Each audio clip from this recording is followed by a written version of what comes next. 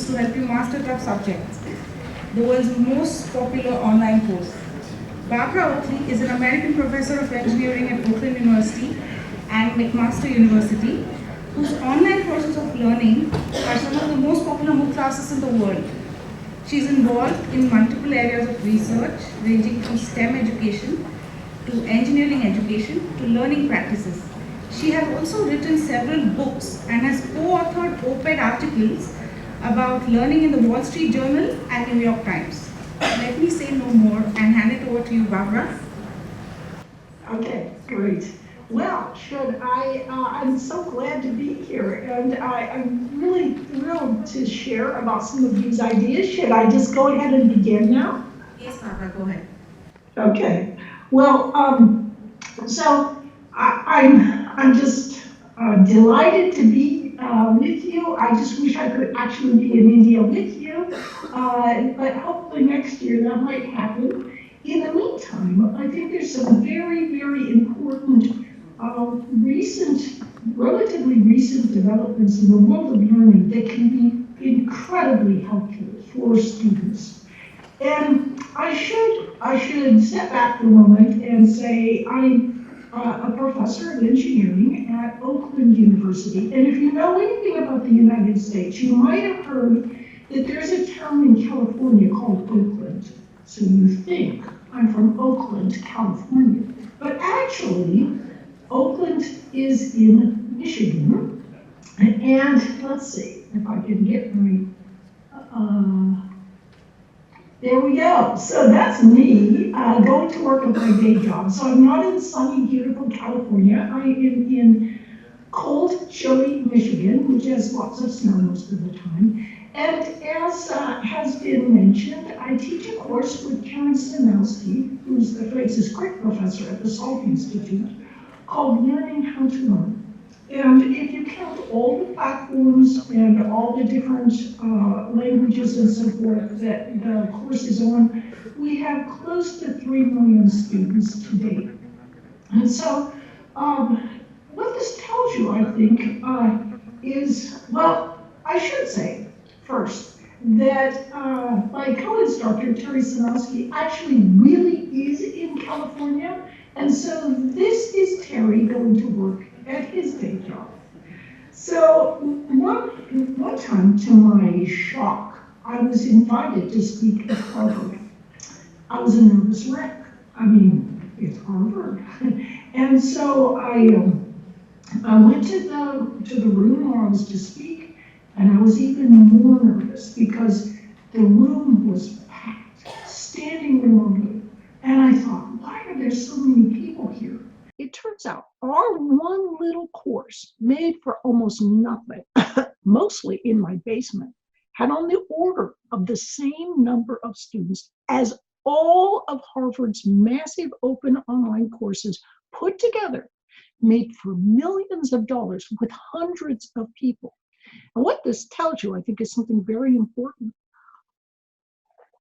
And that is that people are starved for fresh approaches to learning that are soundly based on science and that are practically useful in people's lives. And so that's what the Learning How to Learn course is all about. And in fact, people will sometimes say that online learning is not really as good as face-to-face learning. It never can be as good, but I would beg to differ with you. And I'll give you just a brief example of this. So if you look, this is our older daughter, Rosie.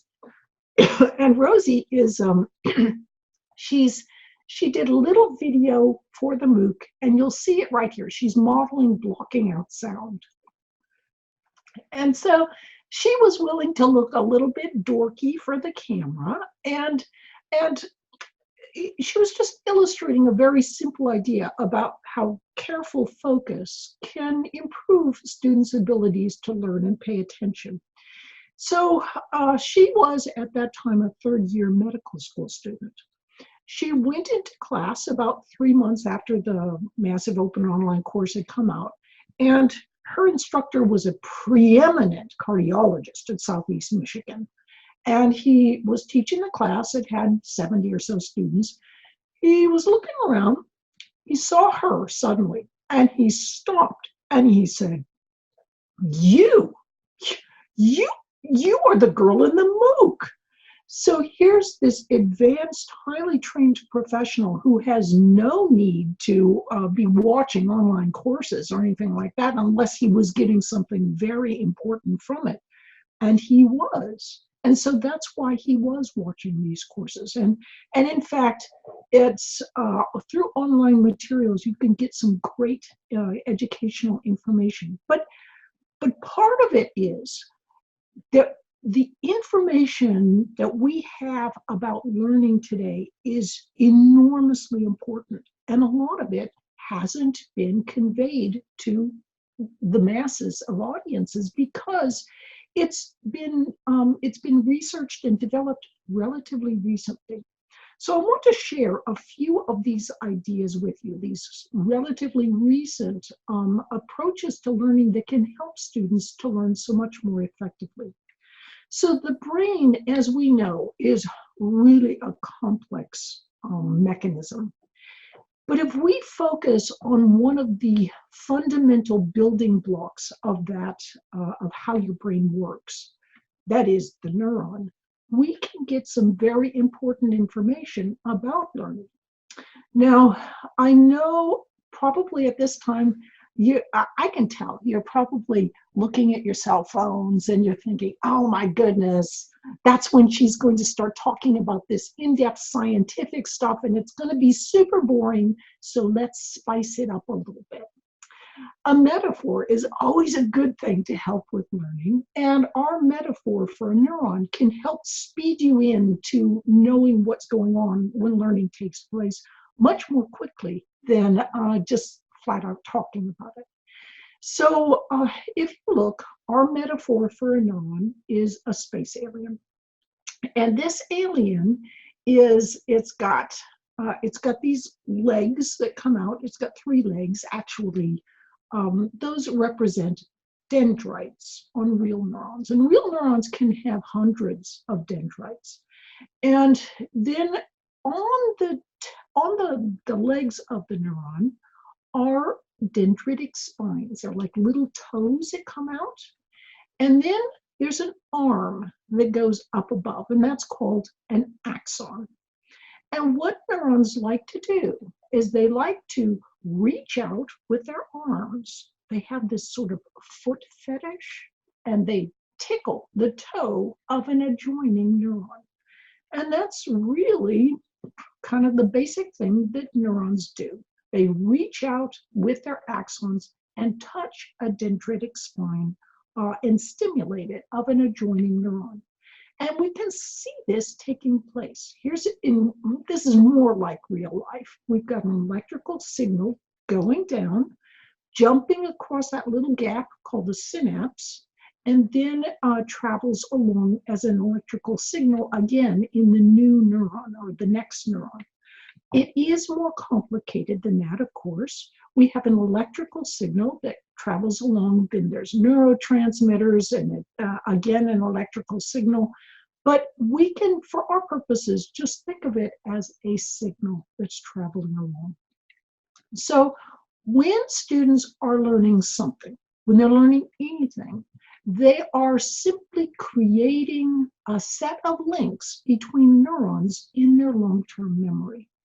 Now, it's when, let's say that you learn the word pato, means duck in Spanish. You've just created a nice set of links in long-term memory, if you've learned it well.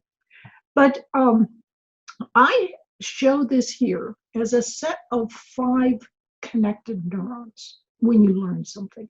But in reality, of course, it can be dozens, hundreds, even thousands of neurons that make a connection as you learn and add new knowledge onto what you're learning.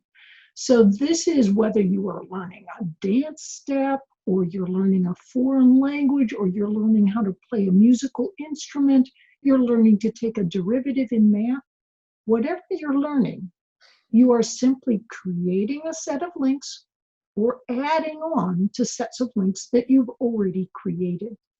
So when you practice, what you're doing is you're simply creating or strengthening the connection between neurons. And so that helps the neurons so that they can speak more easily with one another. So once you've learned something, when you first begin to learn something, it's like you've created a set of links in a chain. And as you practice more and more, those sets of links strengthen, and they also connect with other neurons as you get context about what you're learning. So this brings me to something that I think is very important. And this is the question of, what is the most powerful technique to help you or to help your students learn most effectively? I'm going to give you 4 techniques, and what I want you to do is vote on which one you think is the most effective. Is it rereading the material? So you read it, then you read it again, just to kind of get that better into your brain. Maybe underlining or highlighting, because when you're moving your hand, maybe you're thinking more effectively about things. Is it retrieval practice? For example, looking at a page and then looking away and seeing if you can recall or retrieve the key idea of that page. Or is it creating a concept map? And a concept map is like you're writing down the main ideas and seeing how they relate to one another. So just kind of imagine, which one do you pick as the most powerful technique? Okay, are you ready for it? Let's see. I can see you in the audience, so nod if you're ready.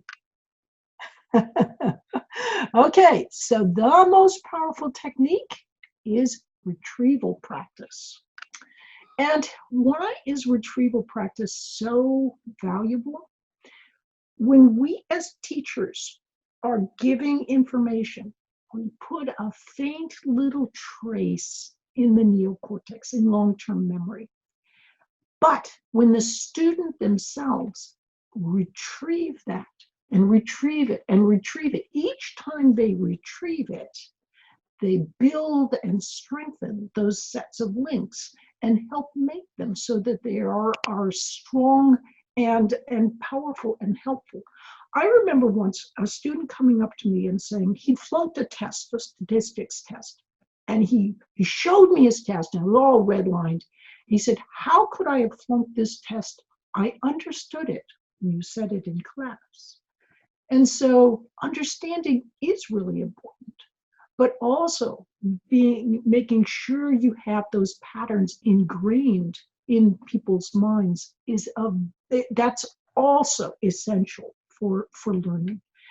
And I would like to bring your attention to a book that I think is excellent, called Powerful Teaching by Pooja Agarwal and Patrice Bain. So if you're interested in more about retrieval practice and how that's properly conducted in the classroom, I highly recommend this book.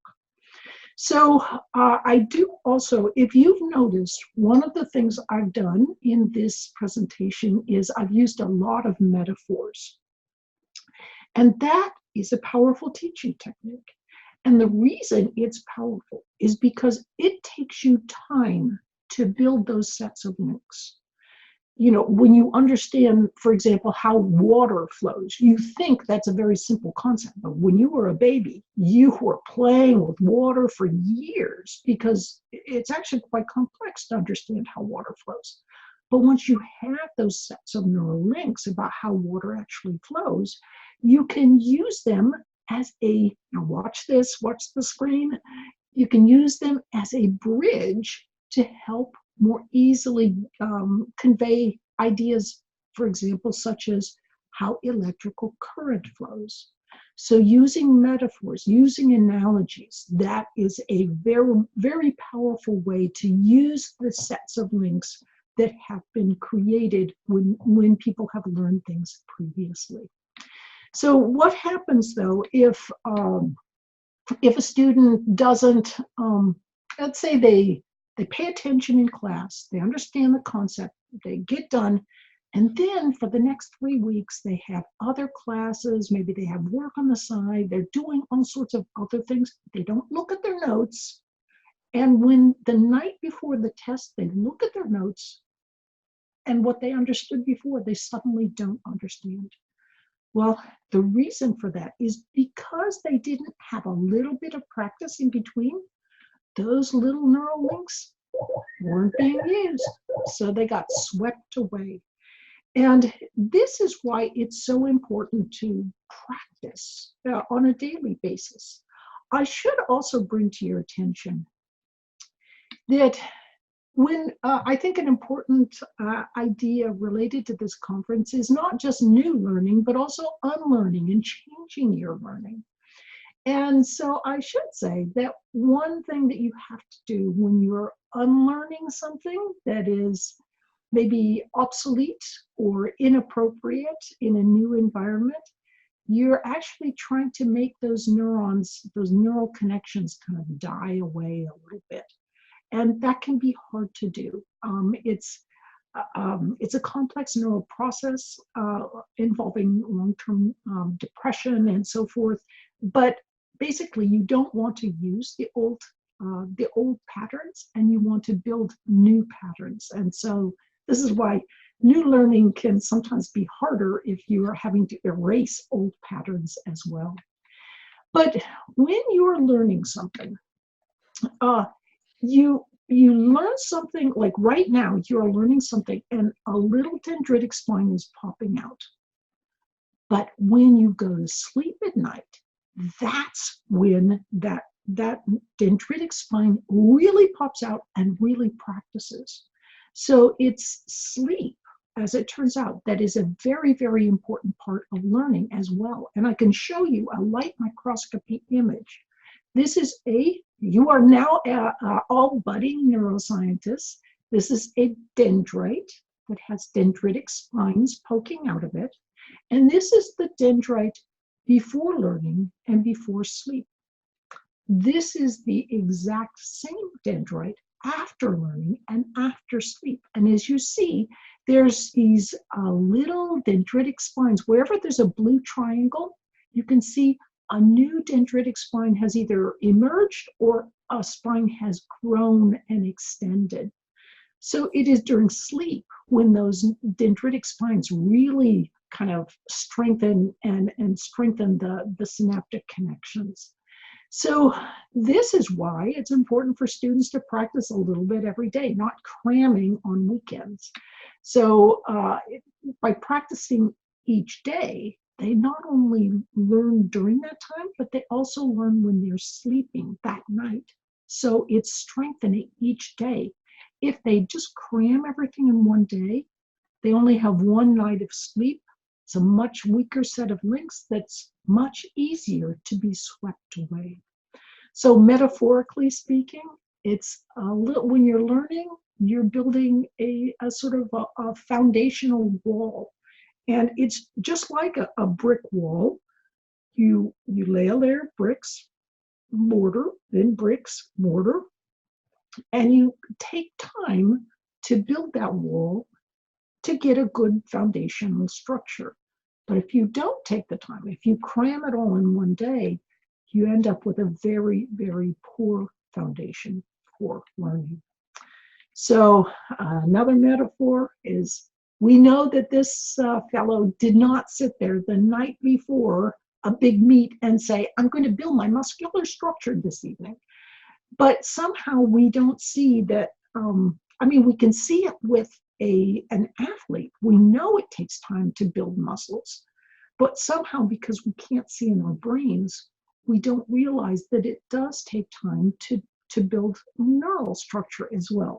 And I can tell you without doubt that procrastination and putting things off to the last moment is a huge problem in students in India and everywhere in the world. And I've heard from many students in India that procrastination is one of their biggest problems. And so I have so much more I wish I could share with you. But procrastination and some of the techniques for dealing with that are some of, I think, the most valuable tools that you can share with students.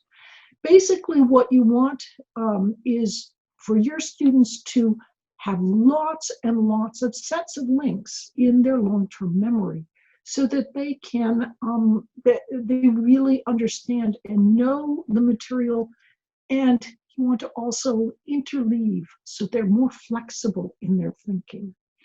So one of the problems I think in learning is that sometimes students think that some of their good traits are actually really bad traits. And by this, I mean something like poor memory. I am here to tell you that having a poor memory is actually a good trait. It's not a bad trait, not necessarily. And the reason for that is, well, some people, they can hold a lot in their working memory, and they can easily put it in their long-term memory. Others, they can kind of put things in their temporary working memory. They got it temporarily, whoa, and then they get distracted, and what they've got in working memory falls out. But when something falls out of your memory, something else can more easily come in. And these individuals, as it turns out, are often more creative. So, if you are, if you struggle with a poor memory, I would bet you that you are also a creative individual, and it's exactly like that as well for your students. Now, also, sometimes we have students who are slow learners, and we can tend to think that slow learning is a bad thing. And indeed, sometimes in my classes, I can ask a very complex question about entropy, and some student in the front row, they'll raise their hand right off the bat. They've got the answer right there. And you can almost see the rest of the class melting because, they can't think that fast. But it is true that some people are they have like race car brains. They can get to the finish line, that is the answer, very quickly. Other people are more like hiker brains. They can get to the finish line, but it's a lot slower. But think about the difference between what the race car and the hiker experience. Race car brain, everything goes by in a flash.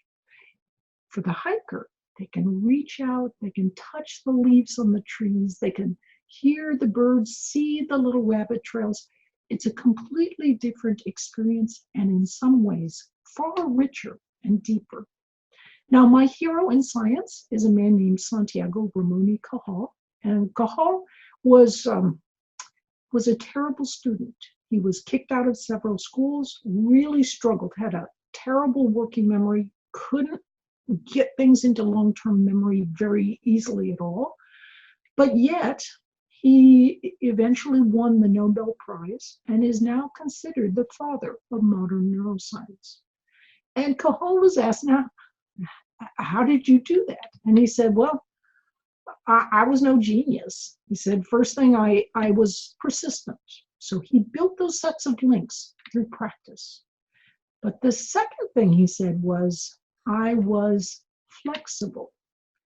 And remember, he said, I'm no genius. And he was not a genius. But he said, I have worked with many geniuses. And the problem with geniuses is that they grow up being really smart. They're used to always being right. So then, as adults, when they're presented with a complex situation, they can tend to jump to conclusions. And then when they're wrong, they can't flexibly change their minds. So if you, like Ramon y Cajal, are a slower learner, rejoice, because sometimes you can do things that even geniuses cannot.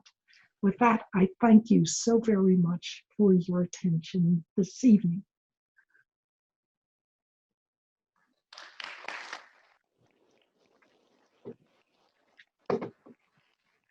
Thank you, Barbara. Shall we take some questions now? Okay, would you take some questions now? Oh, you bet. I'd be happy to. Great. Thanks, Professor Barbara, for a wonderful talk. Thank you. As an engineering educator, would you recommend some recent books in the literature which have come up that young engineering educators should read? Oh, yes. Okay, so the first one is Powerful Teaching by Agarwal and Bain. I think that's a wonderful book. Other books that I've gotten a lot from, of course, Make It Stick by Peter Brown and his co-authors. The book Peak by Anders Ericsson. Another book that I really like is very recent, Ultra Learning by Scott Young. And of course, if you're interested as well, a lot of the things that I explained here today are in my book, Learning How to Learn, that I co-authored with Terry Sinowski. And then there's A Mind for Numbers and Mind Shift. So those are all books that may be relevant and may be helpful for you. Hello, ma'am. Since you and your mentor has been professors of engineering and biological sciences respectively, so I wish to ask you that how is genetic engineering is going to put end to the use of learning tools that we are having right now and advancing towards? So genetic engineering? Yes, ma'am. So that's a bit of an unusual question. So I haven't been asked that before. And I think part of it is, see, what is really going to have an incredible impact on learning and education is artificial intelligence. In fact, education is the power app for artificial intelligence. Now, so I think that's going to be the next quantum leap we see in learning. As far as genetic engineering, there's like many steps in between. Before we start thinking about changing our genes for learning, at first, genetic engineering is going to be a kind of a troublesome thing. We do know that some genes can enhance our intelligence, but it's not one gene. It's like many genes can interact, and so it's hard to say, yeah, if we just turn this one gene on, it will make a child smarter. Something that I think is quite interesting is that we are at the very beginning of, think about it, how a child learns, for example, a language and how an adult learns a language they're very different. And it's because the child's brain it's working quite differently. It has lots more dendritic spines that haven't been pruned away. There are some drugs that they are just beginning to experiment with that seem to make the brain more plastic. So it kind of, in some small sense, returns us to what we were like as children, so that maybe we can learn more easily and flexible. So there's just so many different areas of, what can we do to help our ability to learn? I don't think I'm really qualified to say. I think that genetic engineering is going to be way out in the at least maybe hundreds of years ahead. So it's a little hard for me to hazard a guess too much about what that might entail. But there's definitely some genetic engineering that could potentially be done to help enhance people's ability to learn more effectively. But you always have to be careful, because I think everybody focuses on making people more smart, but it doesn't matter how smart you are if you're not flexible in your thinking. Because, for example, the history of science is just filled with stories of really brilliant idiots who they'd come up with one idea, but then they'd get stuck on it, and then they'd stop all research in an area because they thought their approach was right even when it was wrong. So intelligence really is not the whole answer when it comes to learning. That's a really very thoughtful question. Thank you. Thank you so much, ma'am. Uh, One question for my postgraduate students. You said retrieval is a good way of reinforcement. When I try MBA students, recap, retrieve, there's a lot of hesitation, in fact, apathy towards reinforcement. They're all brightest students. You know, IMB students are very bright. They're almost the top end of the intelligence in the world. So how do you make them reinforce, recollect, retrieve in a very non-threatening, friendly way? That's why I love the book Powerful Teaching. It will give you some great ideas for, a lot of times students just don't know how their brain works. And sometimes, like if you just go up and say, I want you to retrieve these things, if they don't understand why, they'll fight you on it. But if they understand that you're actually on their side, and that this has been shown by research to be helpful for them, they tend to come around and they get so excited, and they also end up learning so much more that that it makes them very happy as well. So I'd say do a little bit of explaining. If you even just take 5-10 minutes and explain what retrieval practice is, and I'm happy to share my slides, so if you'd like to use any of those, then you can. And that can make a big difference in helping students to become a little bit more on board with these ideas. Professor, myself, Shyam Sundar. Please express your views towards the education system in India. Okay, so I will be coming to India next month, so I'm going to be very happy and excited. So my perspectives on India are now shaded only by the emails, the many emails I've gotten from students from India.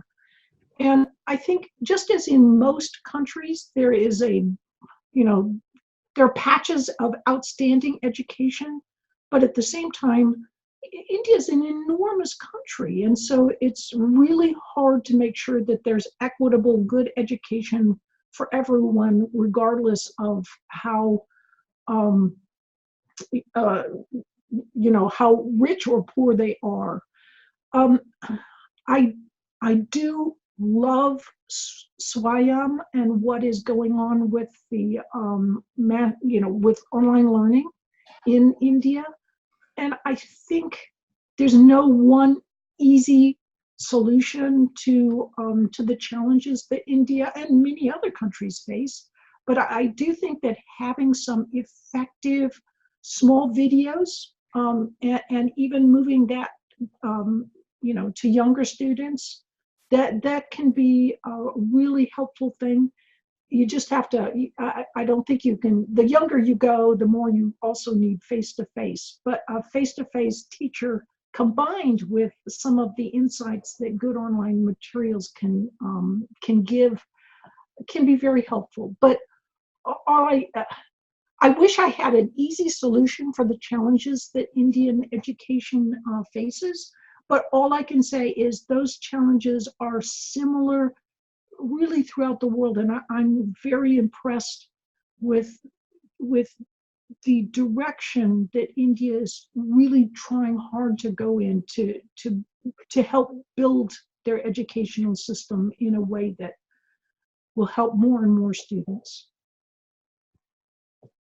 Hi, the question is that in the retrieval process, in VAC, visual audio kinesthetic, which is the most relevant or most effective way of using it for retrieval and learning? So should we use more of visuals? Should we use more of audio? Or should we use more of experience or kinesthetic to get to retrieve better in classes or sessions? See, this is one of the challenges, is that much of what is currently being taught, in schools of education about the learning process is actually not proven out by science.